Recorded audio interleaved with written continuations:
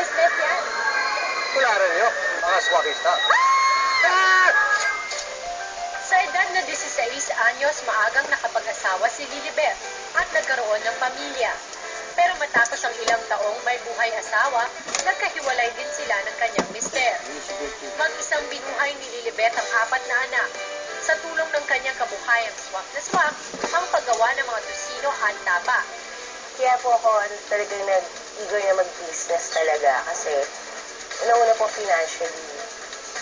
So, yun po ang kailangan na priority kong isipin kung paano ko itataguyod yung daily needs namin, especially yung pag-aaral ng mga bata.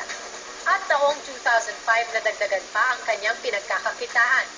Ito ay nang matuto siyang gumawa ng hamon. Try po ako ng year din na yon. Ang umorder po sa akin yung mga family ko muna. Yan.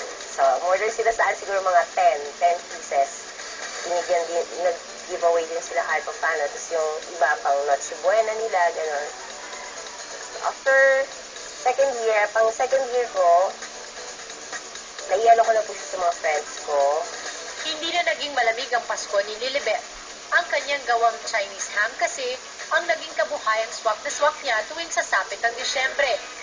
Sa isang box, yung isang full siyang gano'n, tumitimbang po siya ng 900 grams. 450 po siya. Kaya naman ituturo sa atin ni Lilibet ang ilang tips sa paggawa ng Chinese ham. Prepare po tayo ng homemade Chinese ham. Bali, ang part po na gagamitin natin is kasim. So first po, ito, mag-inject po tayo ng half cup ng pumpkin pickle. After po ng injection natin with the pumpkin pickle, so i-cure na po natin siya sa tinatawag na dry cure. Then lalagyan po natin siya sa isang plastic. Ready na po siya for curing ng 1 week. For 1 week po sa cooler. Dito na lang, para kunyari na lang. So, okay, ito na po yung na-cured natin for 1 week.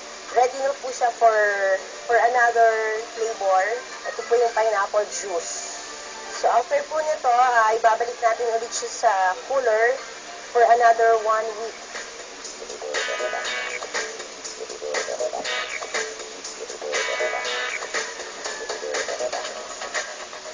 Pinatunayan ni Lilibet na ang pagiging single mom ay hindi kahinaan. Alang-alang sa mga anak, handa niyang harapin ang bawat hamon.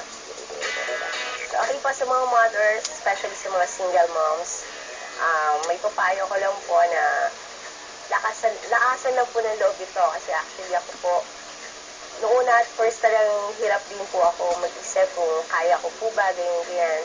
Pero at least kaya ko po, eto na po pang 7 year ko na itong pagdalawa ko ng ham. So, okay naman po yung kita. Basta, faith lang po kayo kay God.